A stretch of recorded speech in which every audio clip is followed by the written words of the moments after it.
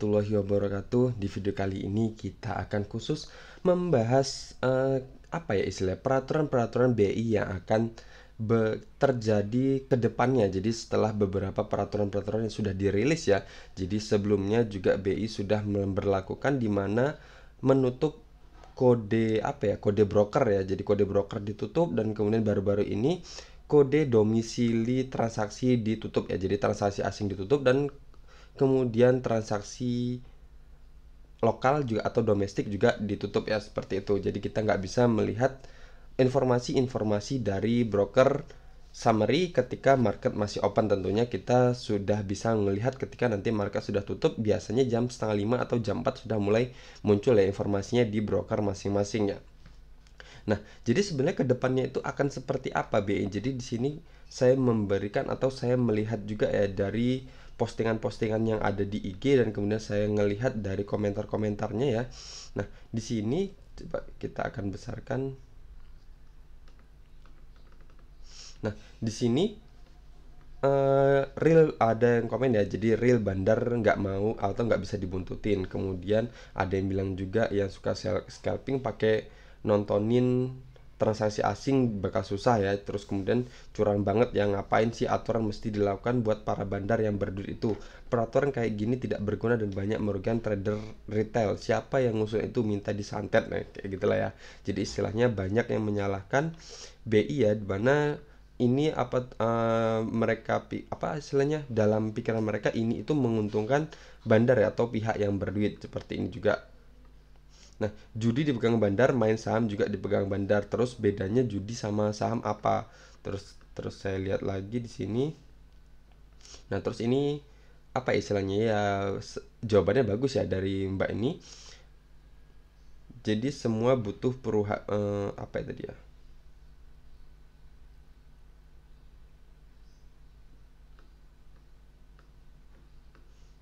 Oke, ini dari ini ternyata ya. Semua butuh perubahan, cuman kalau perubahan selalu menguntungkan yang punya uang lebih.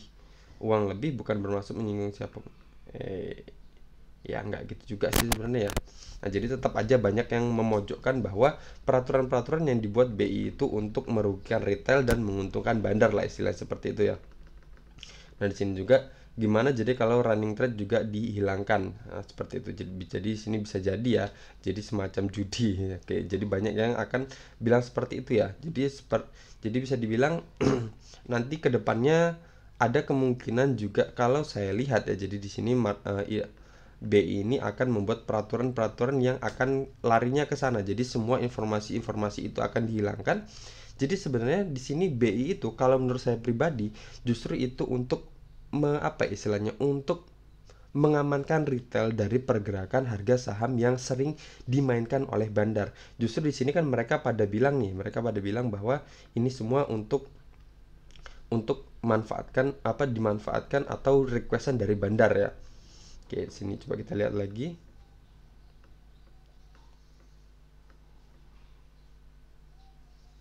Nah, di sini ya sebenarnya sih buat saya biasa aja, saya pribadi nggak pakai itu, tapi kayaknya BI nggak berpihak sama retail. Oke, di sini tekan kalian nggak berpihak sama retail. Pola trading ikut-ikutan ya, emang retail harus ikut-ikutan bandar, ngelawan bandar yang ya mampus. Cuma BI memberikan kemudahan pada bandar untuk akumulasi dan distribusi tanpa diketahui retail, supaya retail nggak ikut-ikutan. Polanya kayak permainan penghapusan premium seperti itulah. Nah, jadi seperti ini. Jadi sebenarnya perlu kita luruskan ya. Jadi kalau selama ini yang saya amati, justru bandar itu ingin tahu. Nah, saat ini kita sedang distribusi atau bandar itu sedang akumulasi. Jadi bandar itu sebenarnya harus ingin kita tahu bahwa mereka sedang akumulasi, atau bisa dibilang mereka ingin membuat kecohan dari situ. Jadi misal seperti ini. Jadi misal bandar sudah selesai akumulasi dan mereka ingin distribusi dari saham yang sudah diakumulasinya tersebut ya. Nah, jadi biasanya bandar itu polanya selalu sama. Mereka biasanya kalau emang mereka punya sosial media, atau ya kalian tahu sendirilah siapa yang sering pom-pom ingin mengatakan bahwa saham ini akan naik. Nah, berarti biasanya di situ dia ingin memancing retail atau memancing kita untuk biar kita mengawasi saham tersebut ya. Nah, di situ jadi bandar itu sebenarnya ingin memberikan apa, ingin memancing retail-retail biar masuk juga ke saham itu. Gunanya untuk apa? Gunanya untuk dia mulai distribusi. Jadi biar saham itu rame. Jadi kalau seumpama di sini BI menghapus semua itu, atau bisa dibilang nanti menghapus running trade atau menghapus kode broker atau menghapus apa ya istilahnya yang udah ini, menghapus transaksi apakah asing akumulasi atau asing distribusi atau domestik, yang beli itu domestik atau asing seperti itu. Nah, jadi itu sendiri tujuannya adalah untuk menyelamatkan retail ya kalau menurut saya ini. Tapi kalau kalian masih berpikiran untuk apa istilah, untuk menguntungkan bandar dan menggilas retail, ya terserah ya. Tapi kalau menurut saya pribadi atau secara pandangan saya, dimana ini sebenarnya untuk menguntungkan atau untuk menjaga retail. Nah seperti itu. Jadi polanya seperti tadi ya. Jadi bandar itu sebenarnya kalau mereka mau distribusi, mereka pasti membutuhkan keramaian. Karena kalau saham, misal mereka beli saham gorengan atau sebelumnya sudah borong saham gorengan, dan kemudian saham itu sepi, mereka akan sulit jualan. Jadi mereka itu bukan beli saham itu cuman hitungan juta-jutaan aja ya. Mereka beli itu dalam hitungan miliaran, bahkan puluhan miliar, atau bahkan mungkin ada yang mungkin kalau triliun juga nggak ada ya. Dengan harga saham-saham receh, misalnya saham-saham di harga di bawah harga 200-an misalnya seperti itu.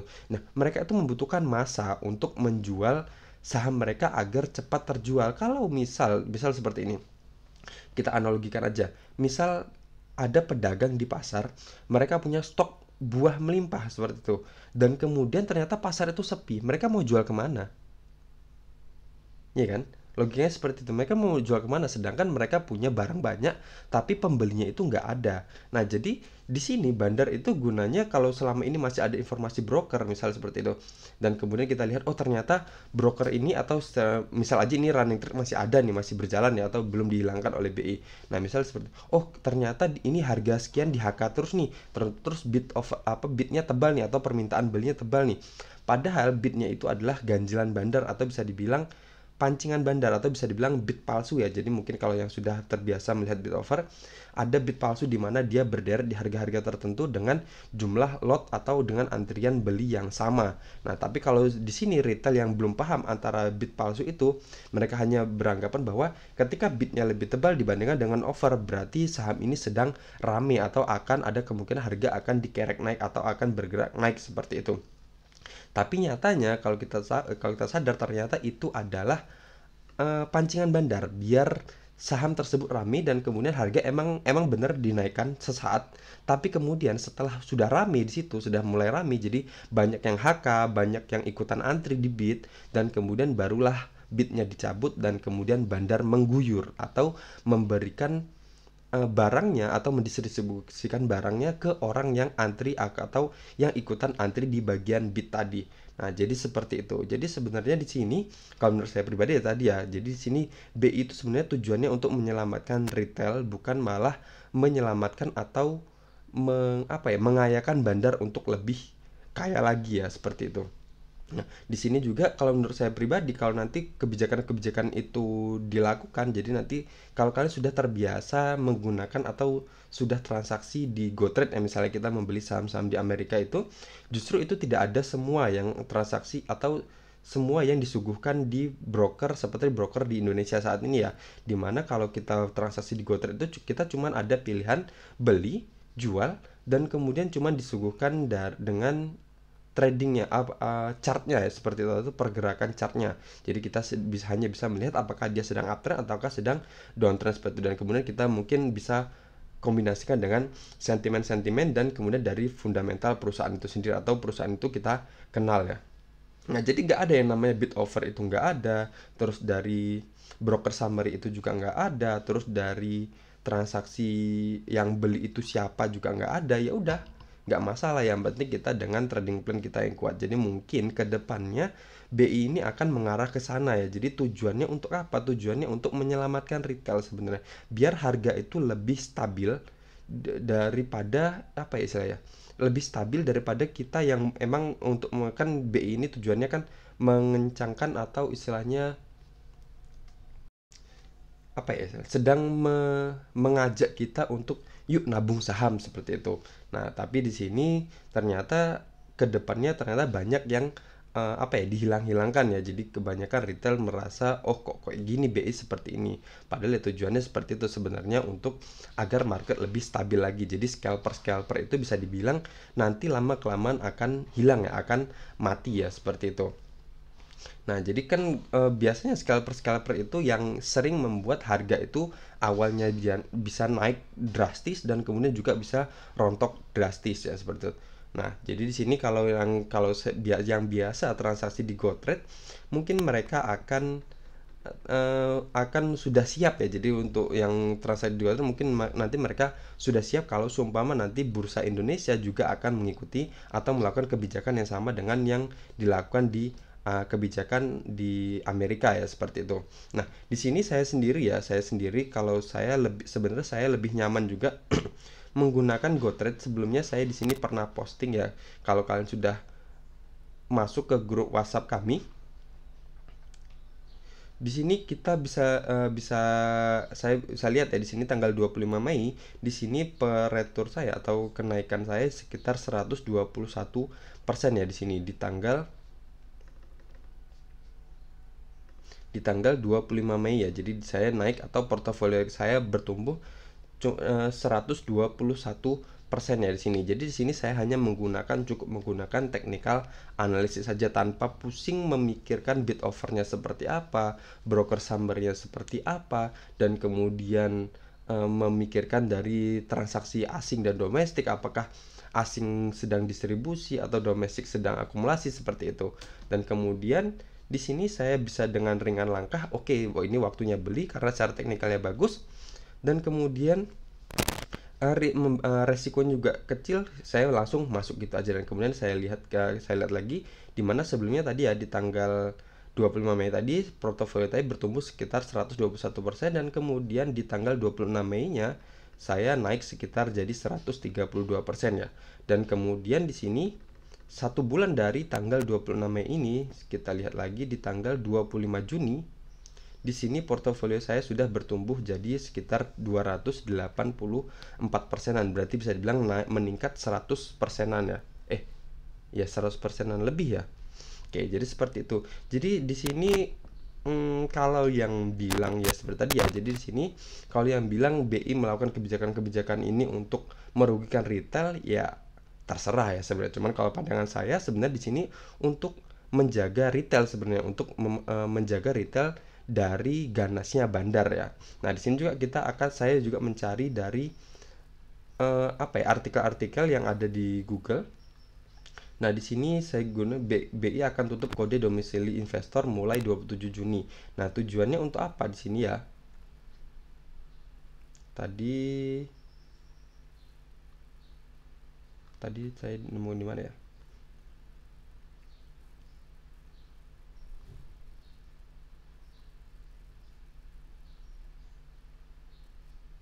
Nah, di sini ya.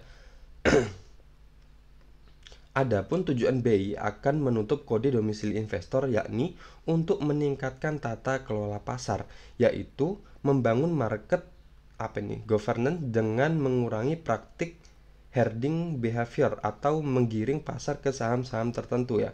Selain itu, penutupan kode domisili investor bertujuan untuk memproteksi investor dari tekanan jual atau beli pihak asing, meningkatkan kewajaran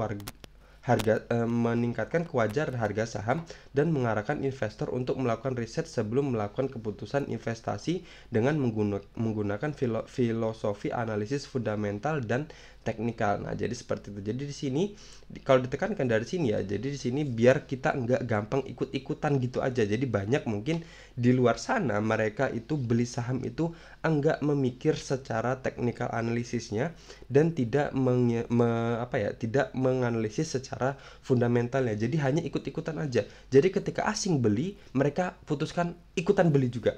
Kemudian ketika asing jualan, mereka putuskan untuk ikut jualan aja. Jadi di sini BI itu memproteksi biar retail itu enggak gampang terkecoh atau enggak cuman ikut-ikutan aja beli saham ini. Jadi biar BI itu membuat retail itu biar mandiri ya di sini, biar mandiri, mereka punya pedoman atau pegangan sendiri ketika mereka trading di market ini. Jadi nggak hanya melulu ikut-ikutan aja, jadi nggak melulu ikut-ikutan pom-poman. Misalnya saya akan beli saham ini akan naik sekitar 24% atau akan arah di hari ini, dan kemudian mereka ikutan gitu aja tanpa mereka tanpa mereka menganalisis secara teknikal atau secara fundamentalnya. Dan kemudian di sini juga saya cari lagi di sini, kenapa penutupan kode broker bisa mendorong perlindungan terhadap investor, utamanya investor baru yang marak sejak 2 tahun terakhir ini, mungkin belum memiliki pengalaman dan akhirnya ikut-ikutan pihak tertentu yang bilang kalau mau beli saham harus ikut saham yang dibeli broker,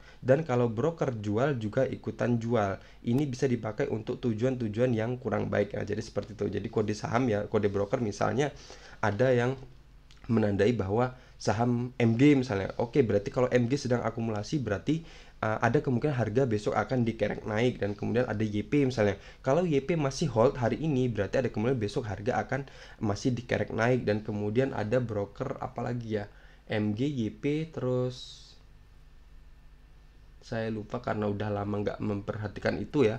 Nah, jadi mungkin ada seperti itulah. Jadi seperti itu. Jadi kalau misalnya MG akumulasi, saya akan beli karena ada kemungkinan dia akan bergerak naik seperti itu ke depannya, atau besoknya mungkin akan naik dulu sesaat dan kemudian baru akan longsor. Nah, seperti itu. Nah, jadi BI itu untuk melindungi investor retail itu sendiri sebenarnya di sini. Jadi bukan malah memperkaya bandar atau mengikuti permintaan bandar. Justru di sini bandar akan merasa dirugikan. Karena apa? Ya karena itu tadi, karena bandar nggak bisa lagi memancing retail. Nah, seperti itu ke depannya. Jadi mungkin nanti kalau sumpama sama seperti aplikasi di GoTrade, kita hanya bisa melihat dari technical analisisnya dan analisis fundamentalnya aja, dan kemudian ditambah dengan sentimen, tanpa kita bisa melihat dari kode broker dan siapa yang beli seperti itu. Dan kemudian nanti kalau sumpama ke depannya bid offer juga ditutup, ya sudah.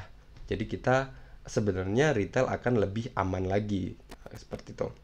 Nah, di sini juga kalau kita lihat sendiri, saya juga sudah mengamati ya, dimana kalau kita lihat dari IHSG dan kemudian dari saham-saham Amerika ini sendiri, atau di sini saya masukin watchlist saya di saham Amerika ini ya, dimana kemarin hari Senin kemarin ternyata GoTrade tutup ya, atau bisa bilang bursa Amerika tutup, dan terakhir transaksi di hari Jumat kemarin, dan kemudian di sana marketnya menghijau semua. Nah, di sini kalau saya amati ketika marketnya hijau itu rata-rata itu di sini watchlist yang sebagian saya masukkan ya, ini adalah saham-saham syariah aja ya. Nah, di sini rata-rata itu hijau semua sahamnya. Nah, sini cuman beberapa aja yang merah ya di sini ya. Nah, ini adalah watchlist saya. Dan kemudian nah di sini rata-rata hijau ya. Di sini ketika marketnya hijau dan kemudian rata-rata sahamnya juga menghijau. Tapi kalau di saham Indonesia ini ya, misalnya ya, ketika IHSG hijau, jadi itu yang hijau itu juga bisa dibilang enggak merata. Jadi yang hijau itu cuma segelintir dan kemudian lainnya merah. Jadi mungkin ada yang kemarin mendapati hari apa ya, kalau enggak hari Jumat itu hari Kamis, dimana sesi pertama itu hijau, dimana IHSG menguat, tapi di situ saham-sahamnya rata-rata banyak yang merah semua. Dan kemudian di sesi 2 ketika IHSG merah, ya udah semuanya rata-rata merah juga semua seperti ini. Nah, di sini bisa dibilang ya, ini watchlist saya di saham rata-rata ini saham LQ45, dan kemudian saya gabung dengan saham Kompas 100. Di sini rata-rata merah semua. Jadi bisa dibilang nggak kompak ya. Jadi IHSG hijau, tapi ternyata saham-sahamnya juga dominan merah semua. Dan kemudian ketika IHSG merah, ya juga sahamnya lebih parah lagi, jadi dominan lebih merah lagi. Tapi kalau di saham Amerika tadi, ketika kalau Amerika itu namanya ya anggap aja lah indeks saham gabungan Amerika seperti itu ya, saya lupa. Nah, ketika marketnya hijau, rata-rata ya saham-sahamnya juga semuanya rata hijau atau kompakan hijau semua.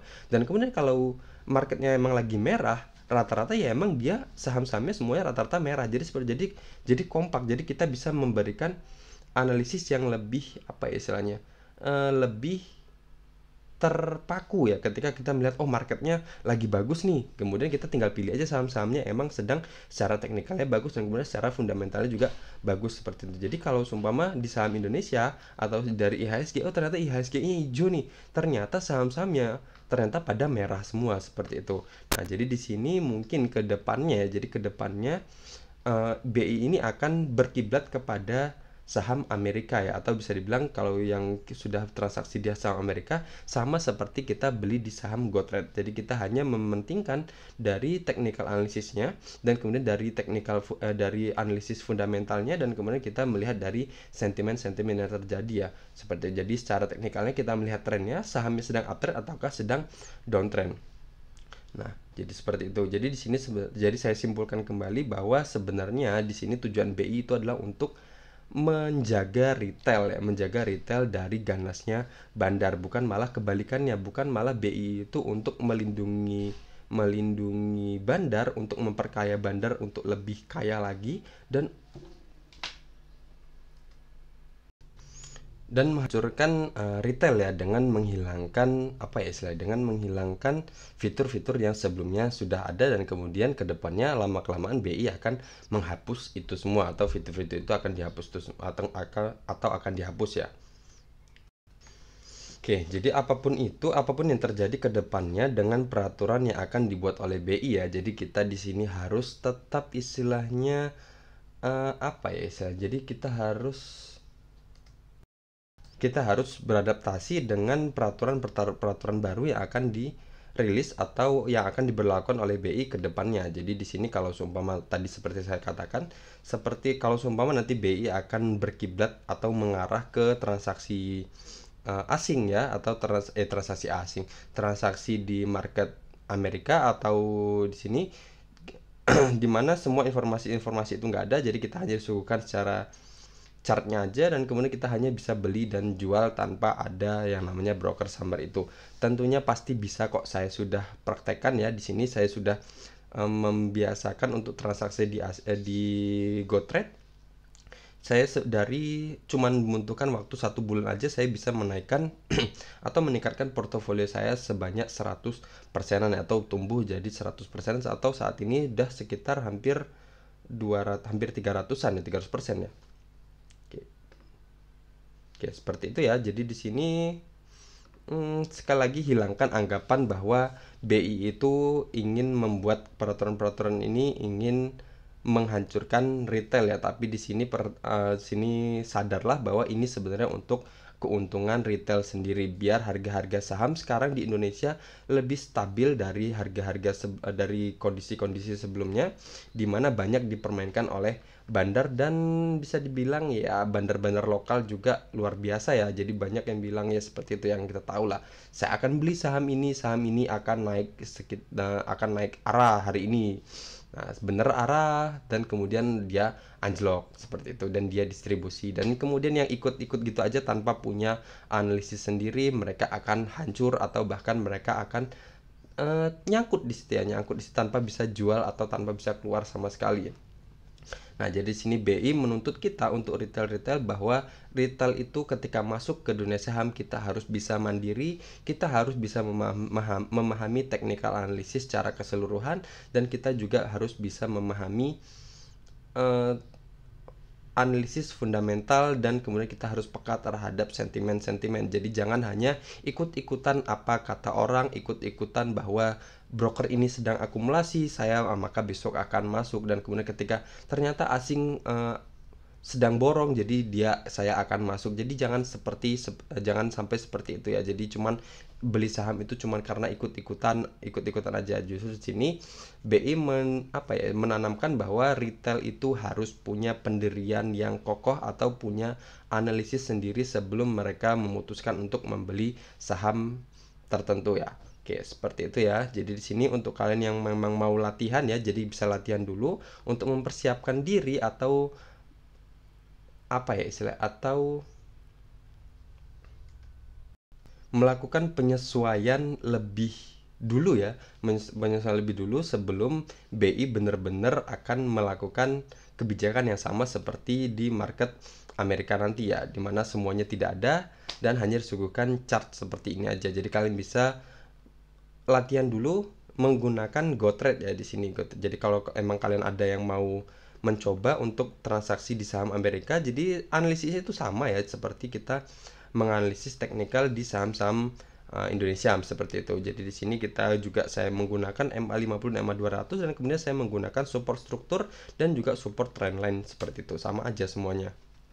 Nah, jadi kita tinggal cari aja saham-saham yang uptrend dan kemudian kita cari support resistennya. Jadi seperti saham ABCL ini ya, bisa dibilang ini dia sudah berhasil breakout dari area resisten sebelumnya di tanggal 4 April di 2022 dan kemudian dia sudah breakout ya, dan kemudian saat ini dia secara trennya sudah mulai uptrend di mana MA50 sudah berada di atas MA200 maaf, di mana candle atau harga sudah berada di atas MA50 dan kemudian strukturnya sudah uptrend ya, di mana supportnya semakin lama semakin meninggi ya di sini. Oke, seperti itu ya. Nah, jadi di sini cukup sesimpel itu. Jadi kita cukup melihat secara technical analisisnya dan kemudian dari technical analisisnya kemudian dari risk rewardnya juga bagus dan kemudian dari mungkin kalau kita lihat nanti di GoTrade juga ada informasi kalau kalian berlangganan ya. Jadi yang berlangganan itu kalau nggak salah sekitar $2 per bulan per bulannya. Nanti kita akan disuguhkan secara fundamental perusahaannya. Oke, seperti itu ya.